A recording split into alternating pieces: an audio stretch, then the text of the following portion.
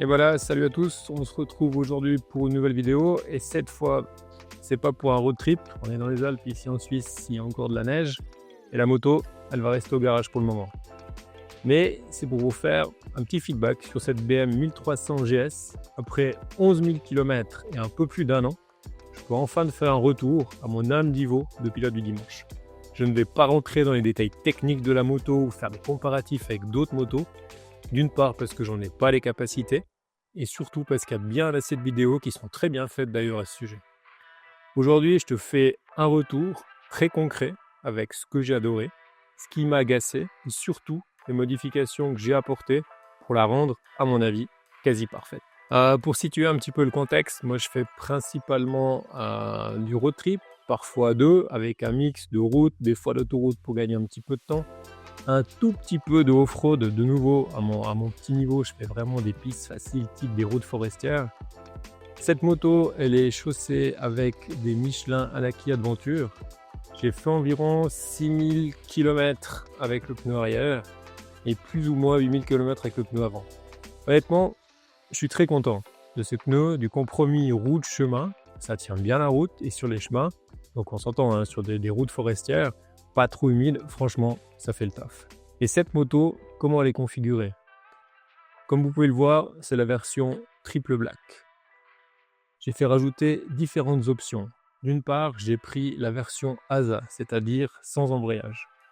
Elle a également les roues à rayons croisés, les phares pro, un pack tourisme, le pack dynamique, le Riding Assistant, les feux additionnels, donc les feux anti-brouillard, et un sabot moteur enduro. Donc ça, c'est les options de base que j'ai pris chez BMW. Pour le reste, on verra plus tard. On va commencer par le meilleur. Pourquoi cette moto, c'est un vrai outil de voyage. Puis, on verra plus tard les points un peu plus faibles et les modifications que j'ai apportées.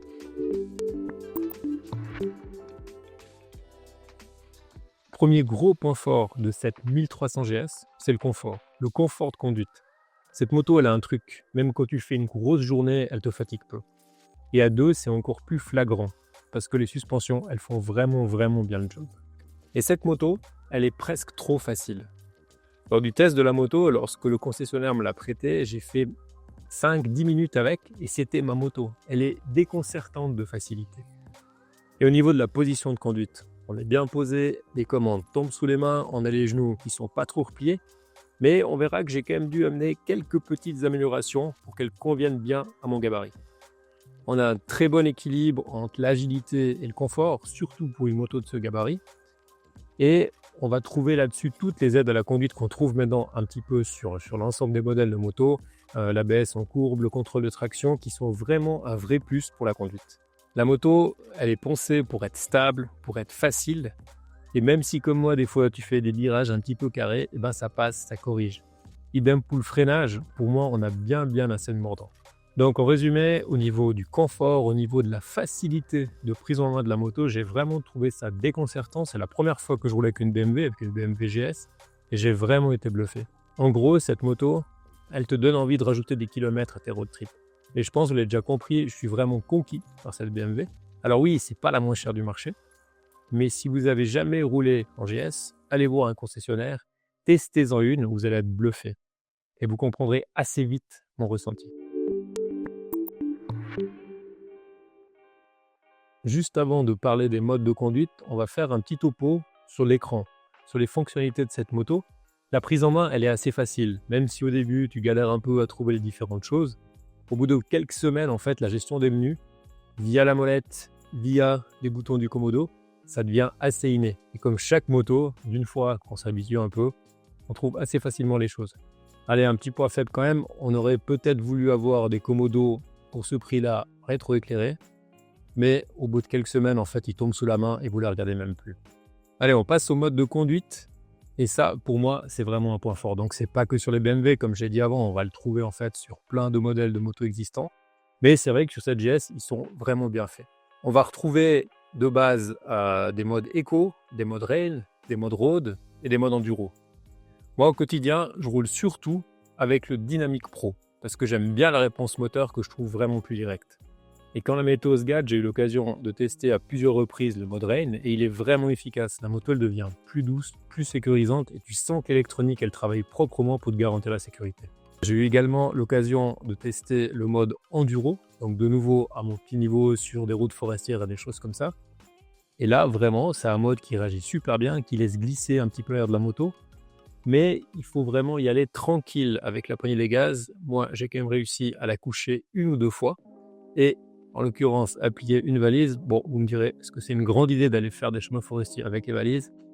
Effectivement, je ne crois pas. On est vraiment sur une moto qui, malgré son gabarit, elle sait tout faire, sans jamais donner l'impression que tu l'as subi. À noter aussi qu'il y a des modes personnalisables qui existent. Vous pouvez vraiment la faire à votre sauce, adapter la réponse des gaz, l'anti-patinage, selon votre type de conduite.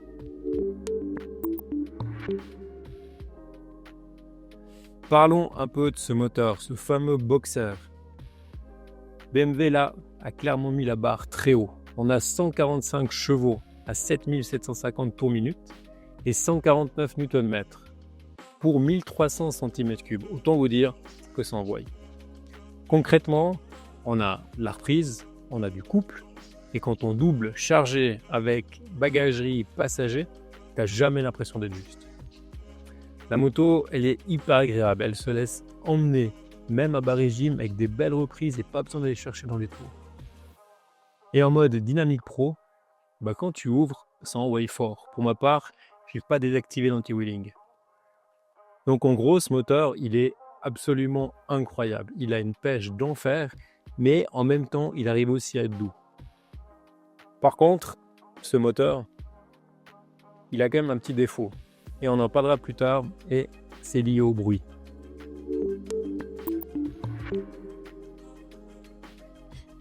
Bon alors l'ASA, on en parle. Comme vous le savez, cette moto, c'est le modèle ASA. Donc c'est une boîte automatique et on n'a plus d'embrayage. Alors je sais que le sujet divise un peu. Embrayage égale vraie moto, pas d'embrayage égale scooter, enfin bref. Moi, je te fais un retour terrain de pourquoi j'ai choisi cette moto. Je roule beaucoup, souvent chargé, parfois à 2. Et l'ASA, ça me fait gagner en fluidité, en confort, surtout dans les petites manœuvres, en ville ou des choses comme ça. Après, à chacun son plaisir. L'avantage ici, c'est que tu peux rouler en manuel quand tu veux, via le sélecteur que tu as au pied, ou en automatique si tu es sur l'autoroute ou des choses comme ça. Pour être honnête, j'ai roulé auparavant avec des modèles Honda qui étaient équipés du DCT. Et je dois avouer qu'en mode auto, en full auto, Honda, c'était quand même plus performant, ça comprenait mieux la manière de rouler, c'était plus réactif. Après, sur cette BMW, j'utilise pratiquement jamais le mode auto. Donc, est-ce que je lui ai pas laissé le temps de s'adapter à ma manière de conduire? Ça, c'est une possibilité. Mais le plus sur cette BMW, c'est d'avoir le sélecteur au pied. Il n'y a pas de changement de vitesse à faire ici, il y a le commodo, tout se travaille avec le pied. Vous avez simplement plus besoin d'embrayer. Donc c'est comme un shifter, mais sauf que là, même la première, vous n'avez pas besoin de la passer. La moto, elle est en première, pour faire un démarrage en côte sans souci, vous n'allez jamais caler. Et ça, justement, c'est un gros avantage. Tu cales jamais au démarrage. Il n'y a plus d'embrayage et c'est pour ça que je voulais une ASA. Donc d'une fois que tu es passé en mode manuel, tu vas pouvoir rouler uniquement avec le sélecteur au pied. C'est hyper réactif. Le sélecteur, il est hyper actif, les vitesses passent super bien. Et c'est hyper doux par rapport à d'autres modèles BMW qui avaient simplement un shifter. Je trouve que le passage des vitesses est beaucoup plus doux. Idem, lorsque tu rétrogrades d'une vitesse, le système est hyper doux avec un petit coup de gaz. Donc pour ma part, je ne changerai pas pour revenir au modèle avec un embrayage. Je trouve que c'est un vrai plus pour la conduite. Et j'ai le sentiment que l'ensemble des constructeurs vont aussi se diriger vers ce genre de solution.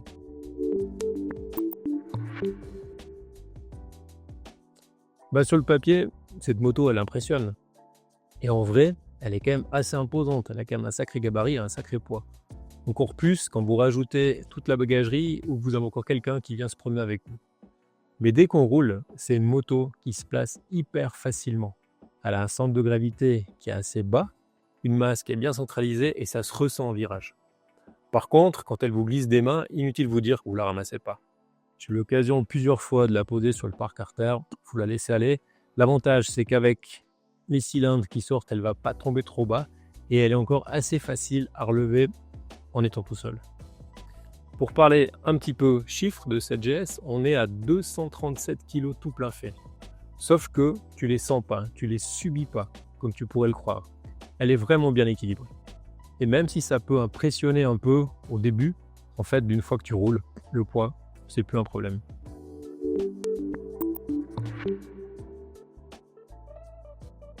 Au niveau des équipements qui comptent un peu pour le voyage, pour les road trips à la journée, il y a des équipements, pour finir, tu considères qu'ils sont indispensables. Donc moi, ils faisaient partie soit directement de la moto, soit c'est des packs d'options que j'avais rajoutés. Pour moi, la première chose, c'est les poignées chauffantes. Elles sont ultra efficaces. Tu peux rouler presque toute l'année avec des petits gants. Donc on a 3 modes de chauffage, le mode 1, 2, 3. Le 3, à part pour sécher tes gants, je vois pas à quoi il sert tellement c'est chaud. Mais c'est vraiment efficace et ça, c'est une option, je pourrais plus m'en passer. La deuxième option, c'est le régulateur adaptatif avec l'assistant de freinage. Là, tu gagnes vraiment en confort, en sérénité sur l'autoroute. Tu choisis ta vitesse, ça scanne les voitures qui sont devant et ça adapte la vitesse selon la distance que tu as définie. Donc moi, je l'utilise uniquement sur autoroute, mais c'est vrai que c'est un outil qui est juste, à mon avis, indispensable. Ça te fait gagner vraiment en confort sur les trajets où tu as des portions d'autoroute à faire. Au niveau de ce phare Matrix LED, pour moi, c'est un vrai plus sur la route. Ça éclaire très bien, y compris les feux additionnels. Donc, c'est des feux d'origine que j'ai pris directement en option chez BMW. Donc, j'ai lu pas mal de commentaires que c'est qu'il n'y avait pas assez, qu'il fallait mettre des lowriders. Enfin bref, moi, j'en suis très content pour avoir fait des petites routes de sous-bois un peu mal éclairées le matin de bonne heure. Ça fait le taf et surtout, je les laisse allumer en permanence. Ça me permet d'être un petit peu plus visible vis-à-vis des autres usagers de la route. Au niveau de la protection au vent, globalement, elle est bien pensée, on est bien protégé, on a les petits déflecteurs qui sont ici à l'avant qui protègent vraiment bien un petit peu toute la moto et surtout le pilote en fait. Mais moi, j'ai dû y apporter quelques modifications pour mon gabarit, on y viendra plus tard dans la vidéo. Génial aussi, tous les ports USB qu'on peut trouver un peu partout sur cette moto, dans la boîte à gants, dans le top case, dans la bagagerie. On a également une prise allume-cigare qui est sous l'écran de contrôle, qui vous permet de brancher votre Insta 360 ou quoi que ce soit. Et ça, en voyage, c'est vraiment un gros plus. Voilà, ça c'était un petit peu le tableau carte postale. Maintenant, on va parler un petit peu de ce qui m'a gonflé sur cette moto et ce que j'ai dû changer.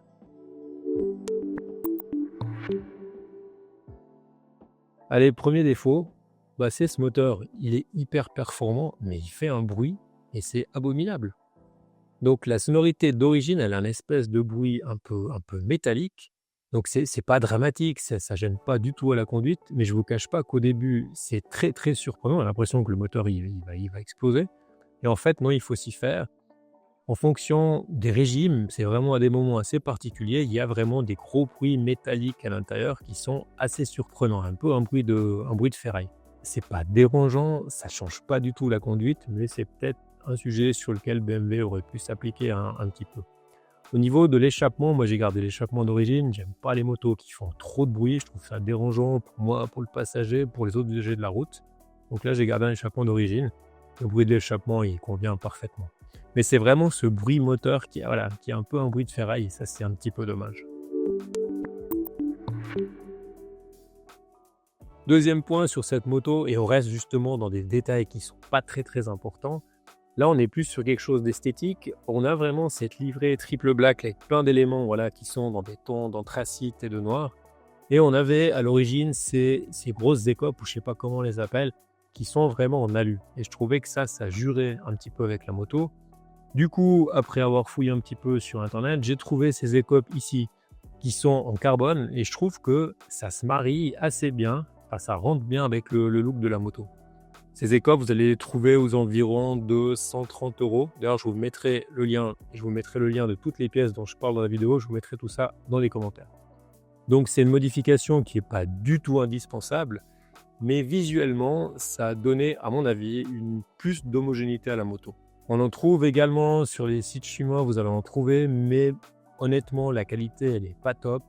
Et je trouve un peu dommage d'aller mettre des morceaux de plastique un peu mal finis sur une moto de ce prix-là. Ça gâche un petit peu l'esthétique de la moto. Mais là, le côté carbone, pour moi, c'était la meilleure option. Autre modification que j'ai apportée sur cette moto, c'est la protection du cylindre. Donc ces cylindres, comme vous le savez, ils sont vraiment proéminents, donc ils sortent de la largeur de la moto. Si vous avez le malheur de glisser avec ou de la laisser tomber, c'est la première pièce qui va ramasser. Donc pour moi, c'était un truc qui était indispensable de mettre vraiment des protections de parc-artère. À l'époque, quand j'ai acheté la moto, sauf erreur, les options de BMW, c'était des parc-artères qui étaient couleur alu. Et là aussi, je trouvais qu'au niveau du mariage avec le reste de la moto, c'était pas génial. Du coup, je suis parti sur un modèle Givi, donc je trouve qu'il s'intègre bien. En plus, il a l'avantage de bien justement protéger ses carters et visuellement, il s'intégrait pas mal à la moto. C'est typiquement l'accessoire qui sert jamais jusqu'au jour, il va justement vous sauver un carter. J'ai eu l'occasion de la mettre une ou deux fois par terre et vraiment, ça vient s'appuyer directement sur le carter, ça fait hyper bien le taf. Là aussi, je vous mettrai directement le lien de ce modèle Givi dans la description. Voilà, et 2-3 petits autres accessoires de protection. Une plaque Wunderlich qui vient directement se fixer sur la béquille centrale d'origine et qui permet simplement de protéger le dessous de la moto. Donc c'est hyper simple à fixer, c'est quelques vis. Également de chez Wunderlich, un petit support qui vient se mettre directement ici sur le bras arrière de la moto et qui vous permet en cas de chute, d'ailleurs on le voit, ça a déjà servi, qui vous permet justement de protéger la moto à cet endroit pour éviter que ça vienne appuyer directement sur le bras oscillant. Voilà, les derniers petits supports que j'ai rajouté qui vient se fixer directement sur la béquille. C'est vrai que la largeur du pied de la béquille était assez fin, ça s'enfonce assez facilement dans le sol, donc j'ai simplement rajouté ce petit support. On voit là qu'il n'est pas de très très bonne qualité, les vis sont déjà rouillées, donc c'est typiquement un truc que j'ai acheté sur internet sur un site chinois et ça c'est pas terrible, je vous mettrai pas le lien d'ailleurs.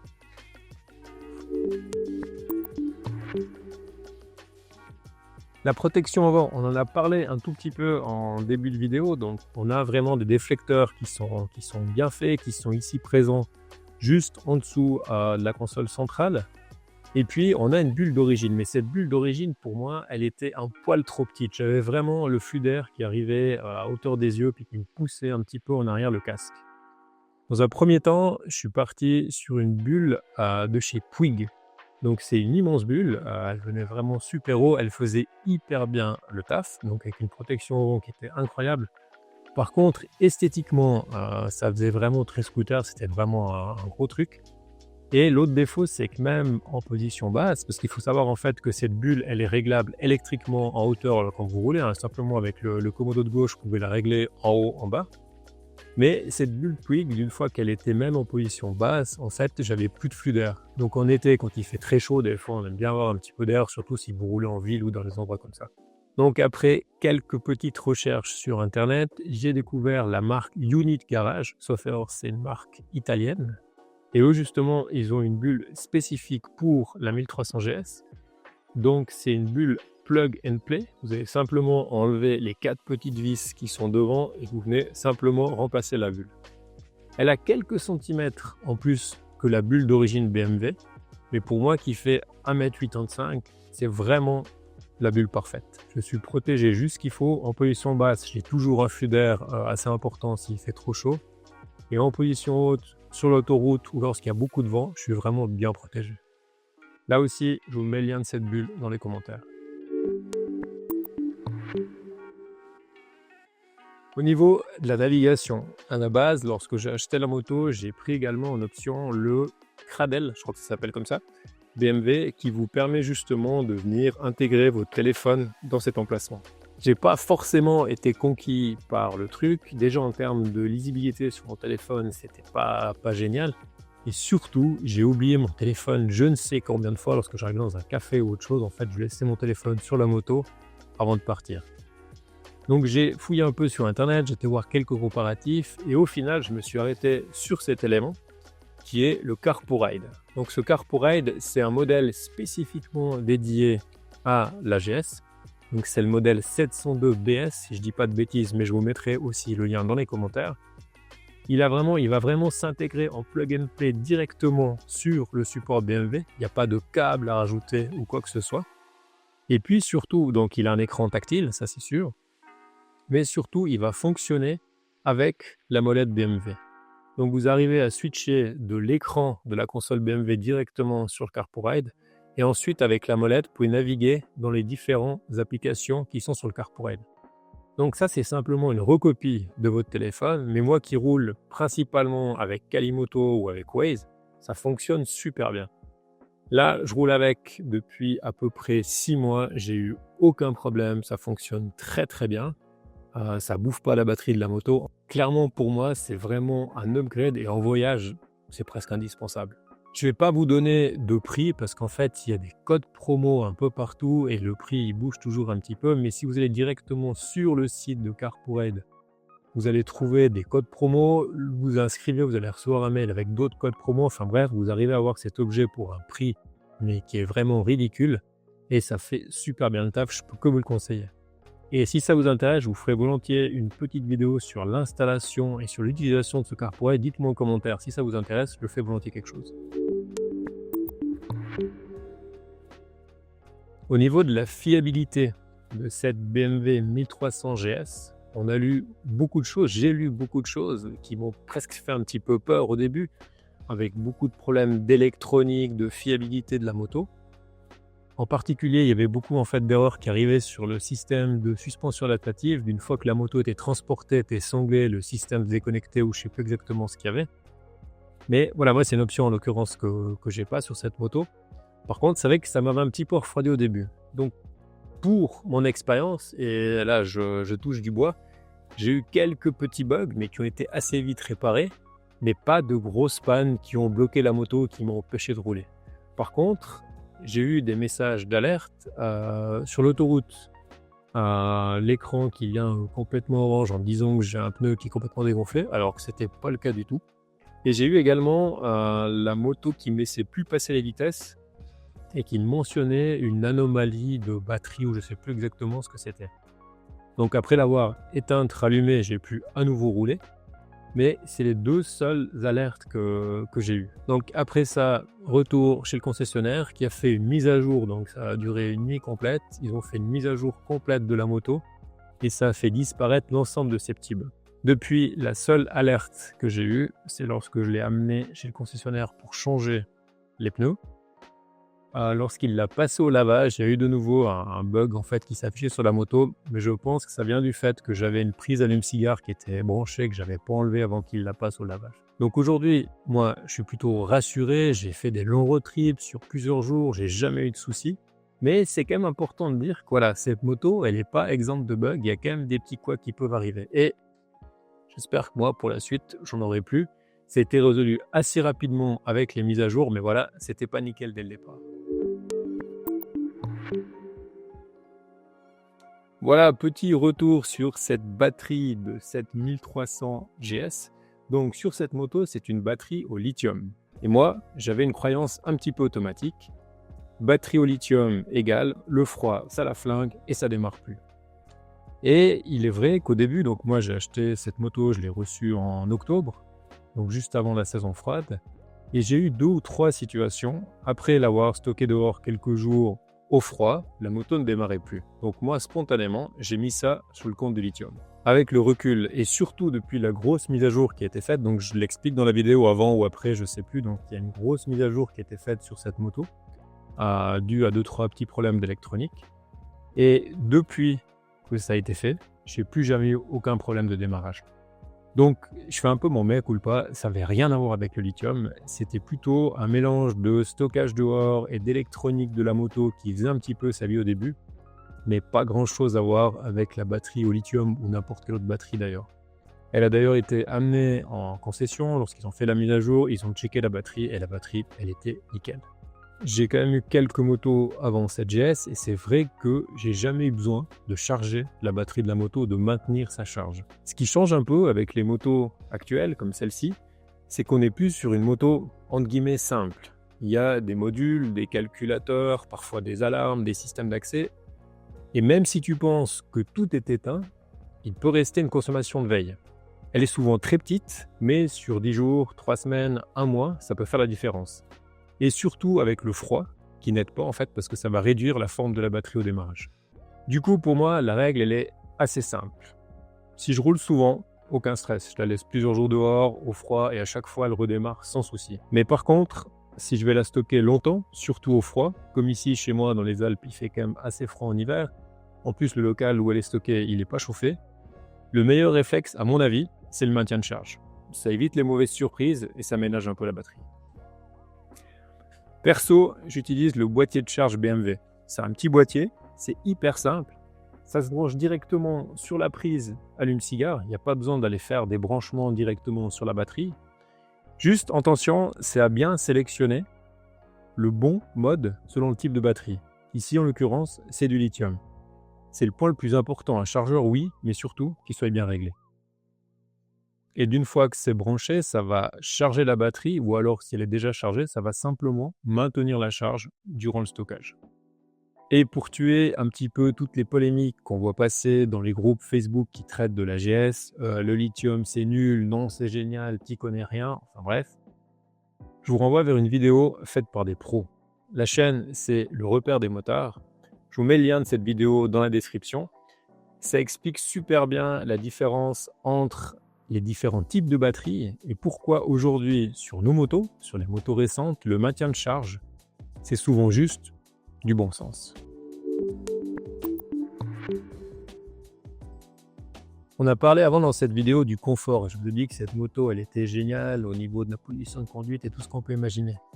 Mais là, il y a vraiment un gros point noir sur cette moto. C'est la selle d'origine, enfin les selles d'origine. C'est une catastrophe à mon avis. Elles sont hyper inconfortables, elles glissent. C'est zéro. Et sur une moto à ce prix-là, on a pu attendre de BMW qui fasse vraiment un effort sur le confort de cette selle. Pour ma part, j'ai essayé avec un sellier de refaire un peu cette selle en rajoutant un petit peu de mousse. C'était presque encore pire. Enfin bref, peut-être que j'ai pas trouvé le bon sellier. C'était vraiment pas top. Et puis, en faisant des recherches, en fouillant un peu sur internet, je voulais pas trouver une housse de selle que je devais moi monter et puis mettre les agrafes. Je cherchais vraiment une selle plug and play. Et j'ai trouvé de nouveau une marque italienne en l'occurrence, et c'est la marque Isota. Et ces deux selles qu'on voit ici, c'est des selles faites exprès pour la BMW 1300 GS, qui viennent justement de cette marque Isota. J'ai d'ailleurs fait une vidéo à ce sujet et je vous invite à aller la voir. Je vous mettrai le lien également dans la description. Maintenant, ça fait plus de 5000 km que je roule avec ces selles. Et le confort, il est incroyable. Rien à voir justement avec les selles d'origine. Et idem pour ma passagère, elle a validé tout de suite cette selle. Elle est beaucoup mieux, elle est beaucoup plus confortable, elle glisse plus en avant et on sent vraiment une grande différence l'un et l'autre. Un autre petit changement que j'ai apporté par rapport à la position de conduite, en fait, à la base, le guidon est plus bas que ce qu'on voit ici. Et j'avais une position qui était un petit peu plus roadster, on va dire, donc qui me dérangeait un peu, qui m'appuyait un petit peu sur la paume des mains. Et pour corriger ça, j'ai simplement mis un réhausseur de la marque Touratech, donc il va lever le guidon de 2 ou 3 cm et le reculer vers toi de 2 ou 3 cm. Et avec cet accessoire, j'ai une position qui est beaucoup plus naturelle, je suis vraiment droit pour conduire, je me sens beaucoup mieux avec ça. Mais attention, si comme moi vous avez en l'occurrence ici une sacoche de réservoir de la marque SW Motec, lorsque vous allez tourner le guidon à fond comme ça, vous avez vraiment le risque, en l'occurrence là c'est le cas, ça vient vraiment appuyer contre la sacoche et ça peut vous gêner dans les manœuvres. Donc c'est important vraiment de prendre votre sacoche de réservoir et de la reculer au maximum si vous venez changer ces rehausseurs de guidon. J'ai également, ils sont ici, mais je les ai encore pas changés, des nouveaux cale-pieds de la marque SW Motec. Ils sont, comme je vous l'ai dit, en attente de montage. Le but, c'est que voilà, je suis assez grand et j'ai l'impression, surtout lorsque je roule debout ou quand on est chargé à deux, d'avoir les genoux un petit peu trop replis ou de ne pas être assez bas en fait lorsque je roule debout. Donc le but là, ce serait de rabaisser un tout petit peu de 2 ou 3 cm.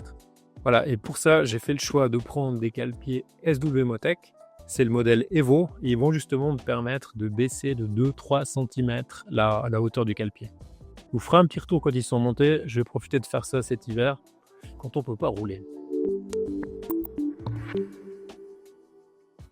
Qui dit road trip dit bagagerie. Bon, on va en parler un petit peu. Moi, j'ai pris les bagages d'origine BMW, donc le top case et les 2 sacoches latérales, les 2 valises latérales. Après, je trouve ça un peu fragile. Donc après une chute, la valise avec son petit support en alu, ça s'est vite plié. Donc ça, c'est pas génial au niveau solidité, c'est pas fantastique. Par contre, elles sont assez pratiques.